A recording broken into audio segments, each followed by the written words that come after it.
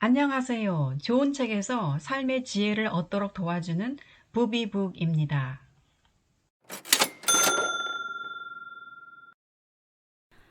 오늘은 인간관계 잘하는 상위 1% 사람들이 사용하는 비법, 즉 스티븐 코비의 성공하는 사람들의 7가지 습관이란 책을 가지고 이야기해 보겠습니다.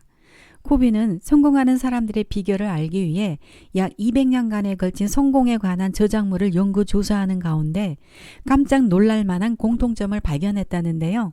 그것은 수많은 사람들이 삶과 인간관계에서 겪는 어려움이 예나 지금이나 크게 달라지지 않았다는 것입니다. 또 한편으론 성공적인 삶에는 기본 원칙들이 반드시 있어야 하고 이 원칙을 자신의 성품에 결합시킬 때 진정한 성공과 행복한 삶을 성취할 수 있다는 것이었습니다.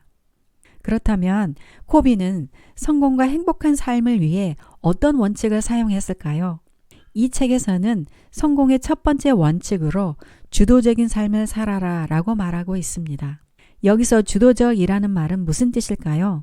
주도적이라는 말은 어떤 상황에서든 내가 어떤 반응을 할 것인지 선택할 수 있다라는 것입니다. 예를 들면 직장이나 가정 내에서 어떤 상황이 벌어지면 너 때문에 화가 난다, 너 때문에 미치겠다 라고 상대방을 탓하곤 합니다. 그러나 주도적인 관점에서는 어떠한 상황도 자신에게 상처를 줄 수 없고 스스로의 동의 없이는 그 누구도 자신에게 고통을 줄 수 없기 때문에 감정적 고통은 바로 내가 선택한 것이다 라고 말해줍니다.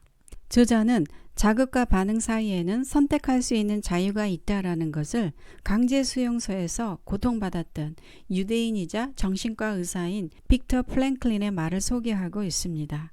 이 말은 정말로 많은 사람들에게 감명을 주었고 우리의 상식을 넘어 정신적 패러다임의 전환을 맞이하게 했습니다. 저자가 개최한 세미나에서 자극과 반응에 대한 깨달음으로 패러다임의 전환을 경험했던 한 여자의 글을 읽어드리겠습니다. 내가 과연 나 자신의 반응을 선택할 수 있는가에 대해 깊이 생각해 본 후 마침내 내가 그 선택권을 갖고 있다고 깨닫게 되자 그동안 직장 일이 싫다거나 비참하게 느낀 것도 내가 그 감정을 선택한 것이었음을 인식함과 동시에 그런 심적 고통을 선택하지 않을 수도 있었음을 처음으로 알게 되었다. 나는 갑자기 감옥에서 석방된 기분이었다. 나는 세상을 향해 이렇게 큰 소리로 외치고 싶었다. 나는 자유다. 나는 풀려났다. 나는 더 이상 다른 사람에 의해 고통받지 않을 것이다.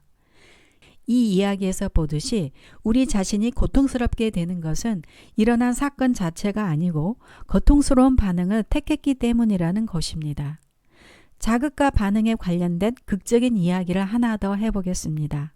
독일에서 한 청년이 한 사람을 살해한 사건이 발생했습니다.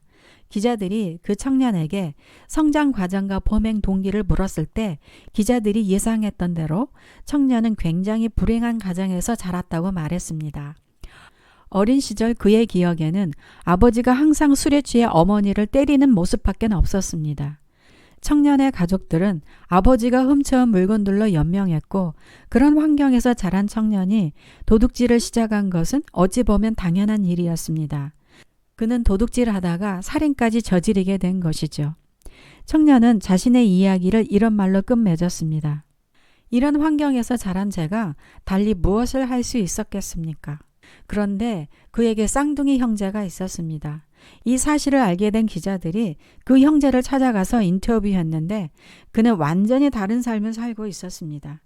그는 신망 높은 변호사로 활동했고 결혼해서 2아이를 낳고 누가 봐도 행복한 가정을 꾸리고 있었지요.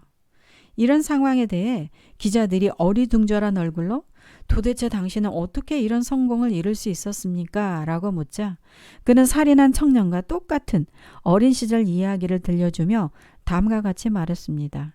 그런 것들이 어떤 결과를 초래하는지 그렇게 오랫동안 몸소 체험한 제가 달리 무엇을 할 수 있었겠습니까? 똑같은 유전자, 똑같은 부모와 가정 환경에 있었지만 그 두 쌍둥이 형제의 해석은 서로 달랐고 그들의 대응 방식은 반대로 작동하였던 것입니다. 이 이야기에서도 주어진 상황을 어떻게 해석하고 행동할 것인지 우리 각자에게 선택할 여지가 있음을 분명히 보여줍니다. 그렇습니다. 어떤 상황에서든 우리는 감정을 선택할 수 있고 그 대처 방향을 긍정적으로 선택할 수 있습니다.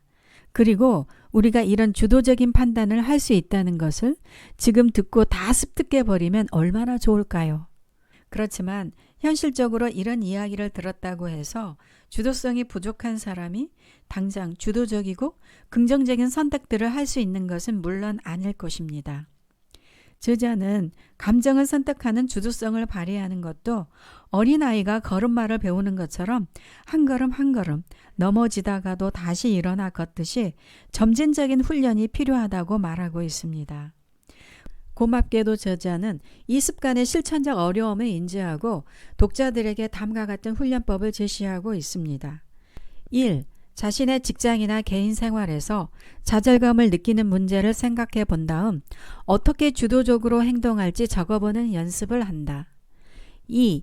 30일 동안 이렇게 주도적으로 행동하기를 적어보고 실천한 다음 자신에게 일어난 마음의 변화를 관찰해 본다. 저도 저자가 제시한 방법을 조금 응용해서 저만의 주도성 훈련법을 생각해 보았습니다. 첫째, 개인 일기를 쓸 때 나는 오늘 주도적으로 행동했는가? 라는 질문에 답하기입니다. 주도적으로 생각하고 행동했다면 그 스토리를 자세히 기록하고 만약 주도성이 부족했다면 그 일에 대해 주도적인 반응으로 바꾸어 기록해 보는 것입니다. 두 번째, 주도적인 말을 핸드폰에 기록해 두거나 녹음을 한 다음 아침이나 잠자기 전에 반복적으로 읽거나 들어서 마음에 각인을 시키는 것입니다. 그 내용 살펴보겠습니다. 다른 사람이 해주면 좋겠다 대신 내가 할 것이다. 어쩔 수 없이 해야만 해 대신 내가 원하는 것이다. 내 방법만이 옳아 대신 나는 다른 방안도 수용할 수 있다. 내가 할 수 있는 모두야 대신 나는 다른 방법을 선택할 수 있다. 상대가 나를 미치도록 화나게 해 대신 내가 나의 감정을 선택한다. 내가 할 수 있는 방법이 없다. 대신 나에게 도움이 되는 대안을 찾아본다. 그 사람이 허락해 주지 않을 거야. 대신 나는 그를 효과적으로 설득할 수 있다. 이것 외에도 더 많이 있겠지만 만약 여러분이 이 문구를 활용하고 싶다면 본인의 사정에 맞게 추가하거나 고쳐서 문구를 만들면 되겠습니다. 동영상 설명란에 주도적인 말 목록을 작성해 두었으니 혹시 필요하신 분은 복사해 쓰셔도 됩니다. 우리가 이렇게 해서라도 주도성을 배운다면 글자 그대로 유쾌하고 행복한 소위 인간관계 잘하는 상위 1%의 비법을 사용하는 사람이 될 거라 믿어 의심치 않습니다. 오늘 영상은 성공하는 사람들의 7가지 습관 중 그 첫 번째인 주도적인 삶을 살아라 라는 내용으로 소개해 드립니다. 부비북이었습니다. 시청해 주셔서 감사합니다.